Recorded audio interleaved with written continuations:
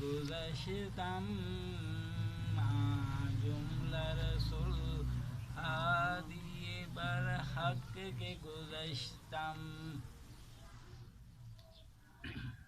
یہ تبرک واسطے تھوڑی جی نعت جی حضرت پیر سیال نے یہ فارسی عربی زبان ہے یہ بہت اعلیٰ پیری یہ نعت ہے. اس وقت پہلی دفعہ پڑھی گئی محفل میدان سے بڑے بڑے علماء یعنی کہ حیران تھی گیا کہ کتنی بہترین نعت ہے یہ فارسی زبان سمجھے نہیں. آج کا سارا موضوع یہ ہونا ہے کہ بھارت میں ایک جیڑی عورت ہے حضور پاک گستاخی کی تھی تقریباً ہر جگہ تے یعنی کہ مذمت کی تھی گئی تے آج بھی اساں اس کلام پاک دے نال نال اساں انہاں نے بھی مذمت کرنی ہے. اور حضور قاسم صاحب پہلی دفعہ ایک اشتہار بنائے ورفعنا لک ذکرک. تو اس عید کریمہ انتظار چاند ایک معروضات پیش کرنے ساز حاصل کرتا. الحمدللہ نحمدہ ونستعینہ ونستغفرہ ونؤمن بہ ونتوکل علیہ ونعوذ باللہ من شرور انفسنا ومن سیئات اعمالنا من یهده اللہ فلا مضل له ومن یضلل فلا ہادی له ونشهد ان لا الہ الا اللہ وحدہ لا شریک له ونشهد ان محمدا عبدہ ورسولہ. اما بعد فاعوذ باللہ من الشیطان الرجیم بسم اللہ الرحمن الرحیم. ورفعنا لک ذکرک صادق اللہ العلی العظیم و صادق رسولہ النبی الکریم. ہوتا ہے ذکر جہاں محمد کے کرم کا اس محفل میں محروم تمنا نہیں کوئی. یعنی کہ جس محفل میں حضور پاک صلی اللہ علیہ وسلم کا ذکر ہوتا ہے نا حضور کے کرم کا ذکر ہوتا ہے تو اس محفل میں بیٹھنے والا کوئی محروم نہیں رہتا. فرش والے کیا جانے شوکت کا علو کیا جانے عرش پر پھرتا ہے پھریرا تیرا. ورفعنا لک ذکرک اللہ تعالیٰ نے اپنے محبوب کے ذکر کے متعلق فرمایا کہ اے محبوب ہم نے آپ کے ذکر کو بلند کیا ہے. حضرت جبرائیل علیہ السلام آقا کریم علیہ السلام کی بارگاہ میں حاضر ہوتے ہیں عرض کرتے ہیں کہ یا رسول اللہ اللہ تعالیٰ نے آپ کا ذکر کیسے بلند کیا ہے. تو کریم علیہ فرمایا کہ اللہ تعالیٰ ہی بہتر جانتا ہے کہ میرا ذکر کتنا بلند کیا ہے. تو حضرت جبرائیل علیہ السلام نے عرض کیا یا رسول اللہ اللہ تعالیٰ فرماتا ہے حدیث قدسی ہے کہ جہاں میرا ذکر ہوگا وہاں تیرا ذکر ہوگا. علماء کرام نے لکھا ہے کہ کلمے میں اللہ کے ذکر کے ساتھ اس کے محبوب کا ذکر ہے.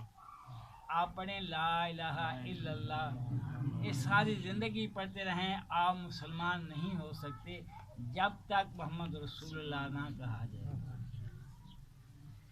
حضور کا ذکر کلمے میں حضور اللہ کے ساتھ نماز میں جب تک حضور پر سلام نہ پڑھا جائے السلام علیکہ ایھا النبی و رحمۃ اللہ نماز مکمل نہیں ہوتی. اپنی اطاعت کو حضور کی اطاعت کو اپنی اطاعت کا میں یطع الرسول فقد اطاع اللہ یعنی کہ جس نے رسول کی اطاعت کی اس نے اللہ کی اطاعت کی. کلمے میں اذان میں نماز میں جہاں کہیں بھی حضور کا ذکر ہے. آپ اگر جہاں سے سورج نکلتا ہے وہاں سے حضور کا یعنی کہ ذکر ہوتا ہے اشہد ان محمد رسول اللہ. جہاں تک سورج غروب ہو جاتا ہے وہاں بھی اذانیں ہوتی ہیں حضور کا ذکر ہوتا ہے. علماء کرام لکھتے ہیں کہ کوئی وقت ایسا خالی نہیں ہے جہاں حضور کا ذکر نہ ہو.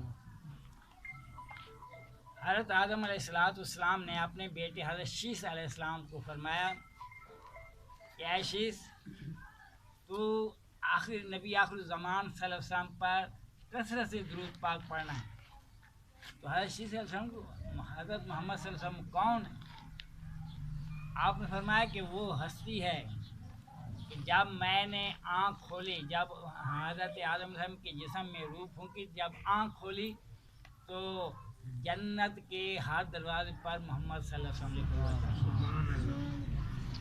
درختوں کے پتوں پر محمد صلی اللہ علیہ وسلم لکھا ہوا تھا، عرش فرشتوں کی پیشانی پر لکھا ہوا تھا. یعنی کہ یہ وہ ہستی ہے جس کا نام جنت کے دروازوں پر، درختوں پر اور حوروں غلمان کے ماتھے پر لکھا ہوا ہے. اور یہ وہ ہستی ہے کہ اسی کے طفیل میری توبہ قبول ہے. حضرت آدم علیہ السلام کو اللہ تعالیٰ نے زمین پر بھیج دیا، کتنے عرصہ روتے رہے، توبہ قبول نہیں ہوئی. آخر میں یہ کہا کہ اللہم انی اسألک بحق محمد صلی اللہ علیہ وسلم اللہم اسألک فاغفر لی بحق محمد صلی اللہ علیہ وسلم، اے اللہ میں سوال کرنا کہ محمد صلی اللہ علیہ وسلم کے صدقے مجھے بخش دے. تو اللہ تعالیٰ فرمایا ہے کہ اے آدم تم نے کیسے پہچان لیا، وہ تو تیری اولاد میں ہے، آخر زمان میں آئے گا، تم نے اس کو کیسے پہچان لیا؟ تو حضرت آدم کہتے ہیں کہ یا اللہ میں نے جہاں بھی دیکھا ہے تیرے نام کے ساتھ محمد صلی اللہ علیہ وسلم لکھا ہوا ہے، میں نے یہ اندازہ لگایا کہ جو ہستی سب تو زیادہ پیاری ہے وہ محمد صلی اللہ علیہ وسلم کی ہے. اور جو لوگ حج پر جاتے ہیں نا، مسجد نمرہ کے ساتھ ایک پہاڑی ہے، اس کو جبل رحمت کہتے ہیں، اور اس کے اوپر ایک یعنی کہ مینار سا بنا ہوا ہے. یہاں پہ حضرت آدم علیہ السلام نے دعا کی کہ یا اللہ میری بخشش فرما. تو اللہ تعالیٰ فرمایا کہ اے آدم تم نے بہت ہی کم چیز مانگی ہے، تم نے صرف اپنے لیے مغفرت طلب کیا ہے. اگر تو پوری اولاد کے لیے مغفرت طلب کرتا میں تیری ساری اولاد کو بخش دیتا. تم نے نام یعنی کہ دعا تو چھوٹی مانگی ہے، نام بہت بڑا ہے. تو کیا ہے کہ اے آدم اگر تو اپنی ساری اولاد کے لیے بخشش کی دعا مانگتا میں سب کو بخش دیتا. لیکن اگر اب بھی جو جبل رحمت پہ آ کر اپنی بخشش کی گناہ یعنی کہ طلب کرے میں اس کو بخش دوں گا. تو جو لوگ حاجی جاتے ہیں وہاں پہ میدان عرفات میں وہاں پہ گڑ گڑا کر روتے ہیں، معافیہ مانگتے ہیں، حضور کا واسطہ دیتے ہیں کہ یا اللہ اپنے محبوب کے صدقے ہمارے گناہ معاف کر. حج تو ہے نا، اگر مقبول حج ہے تو حضور پاک نے فرمایا کہ وہ ایسے واپس آتا ہے جیسے آج ہی ماں کے پیٹ سے پیدا ہوا ہو. اس کا مطلب یہ ہے کہ اس کو کوئی گناہ نہیں رہتا. کیوں کہ حضور پاک نے کہا یہ صدقہ ہے. تو بہرحال حضور کے چرچے جو ہیں حضرت آدم علیہ السلام تو پہلے ہیں، اور جب پوری دنیا کائنات ختم ہو جائے گی پھر بھی حضور کا چرچا ہوگا، حضور کا ذکر ہوگا. وَرَفَعْنَا لَكَ ذِكْرَكَ ایک مثال ہے کہ ہمارے اگر دلے والی میں ایک چیمپئن کھلاڑی ہے، وہ گیند کو اوپر پھینکتا ہے، وہ اپنی طاقت کے مطابق گیند کو پھینکے گا.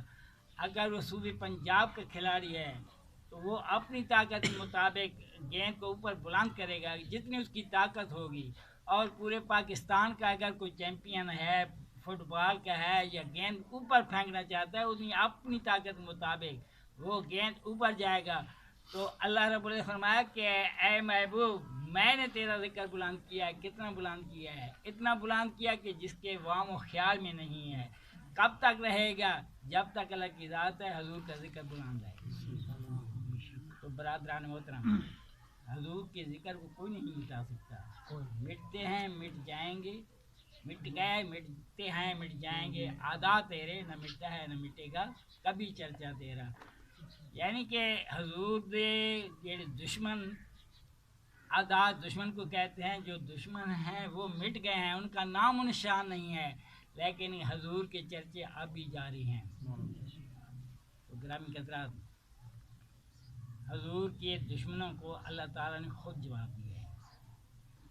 اِنَّا كَفَّيْنَاكَ الْمُسْتَهْزِئِينَ اللہ تعالیٰ فرماتا ہے کہ بے شک میں ہی کافی ہیں جو آپ سے ٹھٹھا مذاق کرتے ہیں، یعنی کہ میں اس کو جواب دوں گا۔ آپ قرآن پاک میں دیکھیں کہ سورۃ تبا یدا ابی لہب ہے، ابو لہب کی بیوی اور ابو لہب حضور کے دشمن ہیں۔ ایک دن اس نے کہا کہ تیرے ہاتھ ٹوٹ جائیں، تو اللہ تعالیٰ نے پوری صورت نازل کر دی، تبت یدا ابی لہب وتب ما اغنی عنہ مالہ۔ اور حضور کی اولاد امیر جیسے آپ کا صاحبزادہ اس دنیا سے چلے گئے تو لوگوں نے کہا کہ یہ بے نسل ہو گیا، اس کی اولاد نہیں ہے، اس کا آگے کیا چلے گا؟ تو اللہ تعالیٰ نے خود فرمایا کہ انا اعطیناک الکوثر، اے محبوب میں نے تجھے کوثر خیر کوثر عطا فرمایا ہے، فصلی لربک وانحر، پس تو نماز پڑھ اور قربانی کر، ان شانئک هو الابتر، جو تمہارا دشمن ہے، جو تیرا دشمن ہے، جو تیرے ساتھ دشمنی رکھتا ہے وہی ابتر ہے، وہی بے اولاد ہے، وہی بے نسل ہے۔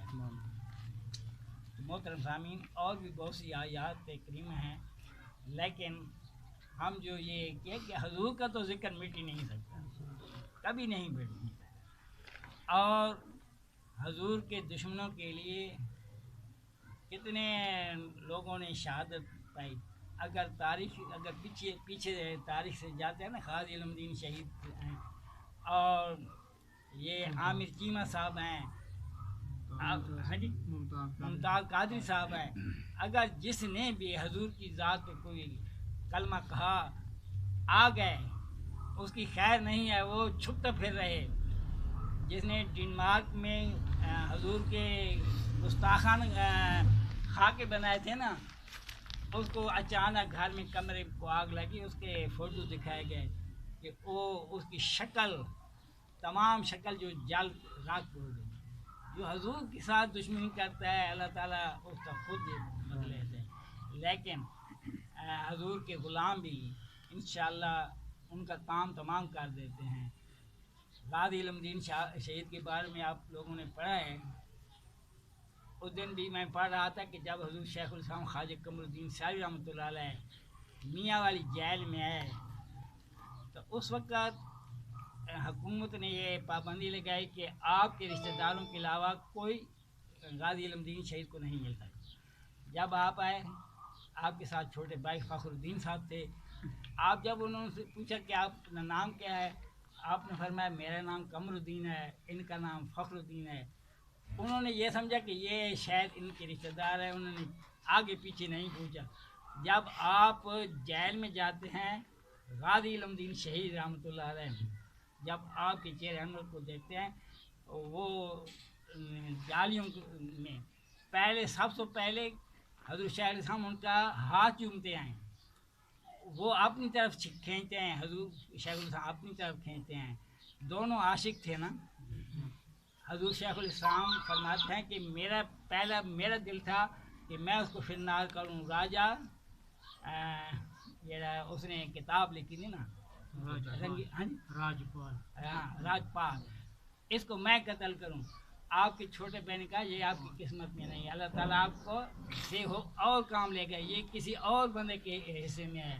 جب غازی علم دین شہید پڑھا لکھا نہیں تھا، ایک 18 سال کا نوجوان ہے، لاہور میں چوک میں جلسہ ہو رہا ہے، علماء کرام تقریر کر رہے ہیں کہ فلاں بندے نے حضور کی شان میں گستاخی کی ہے، حضرت صدیقہ کی ذات میں گستاخی کی ہے، تو غازی علم دین شہید کا خون اور اٹھا کہ ہے ہمارے نبی اور ہمارے نبی کے بارے میں ایسی باتیں کریں۔ وہ گھر جاتے ہیں تو آپ کا چہرہ اترا ہوا ہے، آپ کی بھابھی کہتی ہے کہ کھانا کھا لیں، اس نے کہا نہیں کھانا میں نہیں کھاؤں گا۔ اس نے جو تلوار یا چھرا جو لیا، صبح اس راجپال کی دکان پر جا کر اس کو فرنار کیا، تب انہوں نے کھانا کھایا۔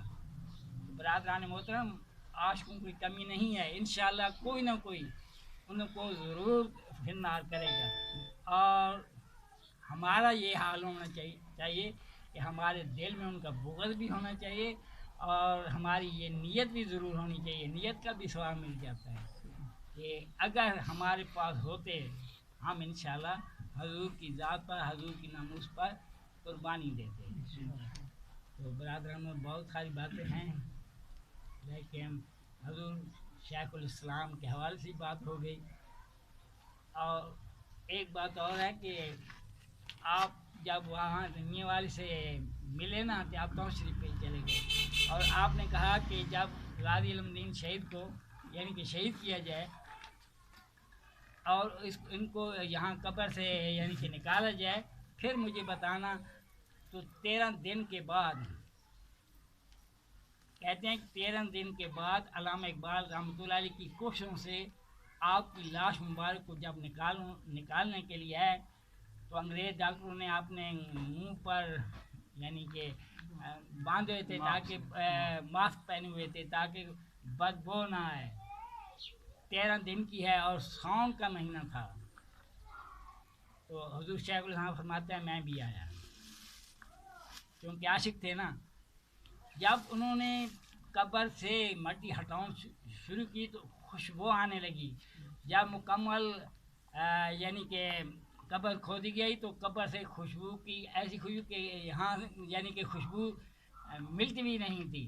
حضور شیخ الاسلام فرماتے ہیں کہ میں تھوڑی سی مٹی لے کر سیال شریف آ گیا اور غازی علم الدین شہید کا جو چہرہ مبارک تھا بالکل تر و تازہ تھا. 13 دن گزر گئے تھے, گرمیوں کا موسم تھا.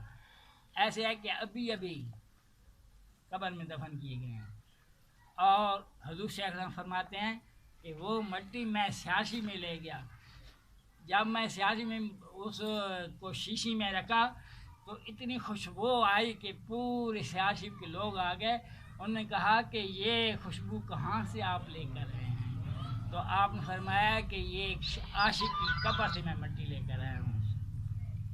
تو برادران محترم, جو شہید ہوتے ہیں, جو حضور کے نام پہ کٹ مرتے ہیں, وہ مرتے نہیں ہیں. اس کی بہت ساری باتیں ہیں لیکن میں پھر کبھی.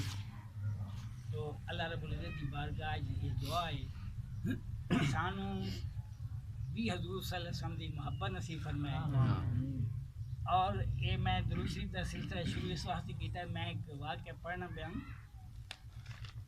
حضرت خواجہ قطب الدین بختیار کاکی رحمۃ اللہ علیہ, یہ وہ ہستی ہیں جب آپ کو استاد کے سامنے لایا گیا تو استاد نے کہا بسم اللہ الرحمن الرحیم پڑھو تو آپ نے 14 سپارے سنا دی. بھائی استاد بڑے حیران ہوئے کہ چھوٹا بچہ ہے, اتنے سپارے تو یاد ہیں. تو پوچھنے لگے کہ اے بیٹا آپ نے یہاں کہاں سے پڑھے ہیں؟ تو خواجہ قطب الدین بختیار کاکی رحمۃ اللہ فرمایا کہ میری ماں جب کام کرتی تھی قرآن پڑھتی تھی میں نے وہ سب یاد کر. ابھی چھوٹے بچے ہیں تو جن کی مائیں اتنی نیک پرہیزگار ہوں تو خواجہ قطب الدین بختیار کاکی رحمۃ اللہ جیسے بچے پیدا ہوتے ہیں. اور آپ کو یہ معلوم ہونا چاہیے کہ خواجہ قطب الدین بختیار کاکی رحمۃ اللہ علیہ خواجہ معین الدین چشتی اجمیری رحمۃ اللہ کے خلیفہ ہیں, بابا فرید الدین کے پیر و مرشد ہیں. وہ فرماتے ہیں کہ ہر روز آپ 3000 دفعہ درود شریف پڑھ کر سویا کرتے. ہر روز آپ کا معمول تھا. جب آپ کی شادی ہوئی تو شادی کی مصروفیت کی وجہ سے وہ درود نہ پڑھ سکی تو کسی اللہ والے کو خواب میں میرے کریم علیہ السلام ملے اور فرمایا کہ قطب الدین کو ہو کہ تیرا نذرانہ تیرا تحفہ میرے پاس نہیں آ رہا, کیا وجہ ہے؟ جب یہ پیغام ملا تو خواجہ قطب الدین بختیار کاکی رحمۃ اللہ نے اپنی بیوی کو یہ کہ میرے وظائف میں خلل آتا ہے اس لیے میں آپ کو فارغ کرتا ہوں, طلاق دے دوں حضور کی محبت کی وجہ سے. تو اس سے یہ بات معلوم ہوتی ہے کہ آقا کریم علیہ السلام کی بارگاہ میں حاضری لگتی ہے. جو لوگ درود شریف پڑھتے ہیں حاضری لگتی ہے کہ فلاں نے درود شریف پڑھا. آج میں نے جمعے میں تقریر کی, بات تھی خانہ کعبہ شریف کی, کیونکہ خانہ کعبہ کا میرا موضوع ہے. وہاں پہ میں نے کہا کہ حجر اسود لگایا گیا. حجر اسود بروز قیامت اپنی 2 آنکھوں اور ہونٹوں کے ساتھ آئے گا اور حجر اسود گواہی دے گا کہ فلاں نے مجھے بوسہ دیا ہے, فلاں نے مجھے چوما ہے. یعنی کہ 1400 سال تو اب ہو گئے ہیں نا, اور قیامت تک جتنے لوگوں نے اس کو بوسہ دیا ہوگا اس کو استسلام کیا ہوگا. یعنی کہ استسلام کا مطلب یہ ہوتا ہے کہ ہاتھ ڈگر کر کے سلام کرنا ہوتا ہے. جو بندہ اس کو چومے استسلام کرے تو قیامت کے دن بھی اس کو جانے کہ فلاں بندہ نے مجھے بوسہ دیا ہے، فلاں نے مجھے سلام کیا ہے. وہ پتر ہو کر اگر حضور کے یعنی کہ اپنے سلام والوں کو پہچانتا ہے تو کریم آقا علیہ الصلوۃ والسلام پر اگر صلاۃ والسلام پڑھا جائے تو کیوں نہ حضور ہمارے چہرے کو جانتے ہیں، حضور ہمارے چہرے کو بھی جانتے ہیں. حدیث پاک میں آتا ہے کہ میں جو مجھے محبت کے ساتھ درود پاک پڑھتا ہے. ایک تو ویسے ہی نا درود ہم پڑھتے ہیں تسبیحات میں ہوتی ہے، کچھ باتیں کرتے ہیں، کوئی درود شریف پڑھ لے بے دھیانی میں، لیکن جو محبت کے ساتھ درود شریف پڑھتے ہیں کریم فرمایا کہ میں ان کو جانتا ہوں، میں ان کے چہروں کو بھی جانتا ہوں اور میں ان کے خاندان کو بھی جانتا ہوں. تو آقا کریم علیہ السلام کے ساتھ یہ محبت جو ہے یہ درود شریف کے ساتھ. اور حضرت زین العابدین جو حضرت امام حسین رضی اللہ عنہ کے بیٹے ہیں، ان سے پوچھا گیا کہ بڑے فتنے ہوں گے، بڑے مذاہب ہوں گے، بڑے فرقے ہوں گے، کون سا فرقہ حق پر ہوگا؟ تو زین العابدین رضی اللہ تعالیٰ فرمایا کہ جو سب سے زیادہ درود پاک پڑھتا ہے وہ حق پر ہے. اور صلاۃ والسلام پڑھیں، نماز کے بعد پڑھیں، جب بھی فارغ ہوں حضور کی ذات پر درود و سلام پڑھیں. انشاءاللہ چلیں گے تو آگے بھی ہم درود شریف کے فضائل یا ایسے مسائل انشاءاللہ ہم اب بتائیں گے. اس کا وید مقصد شمس القمر فاؤنڈیشن یا ایک یہ ہمارا تبلیغی سلسلہ ہے. اگر کوئی بھائی بھی اگر کسی بھائی کو کوئی بات ذہن میں آ جائے اور اس پہ عمل کرنا شروع کر دے تو یہ ہمارے لیے سعادت ہے. تو میں انہی باتوں پہ اتفاق کرتا ہوں. انشاءاللہ آئندہ بھی ہمارا یہ پروگرام ہوا کرے گا. کیونکہ گرمی ہے تو ہم عصر کے وقت رکھے ہیں، اگر سردیاں ہوئیں تو انشاءاللہ تھوڑا دیر نہ آپ بھی کام کر لیں گے، ہم بھی کام کر لیں گے.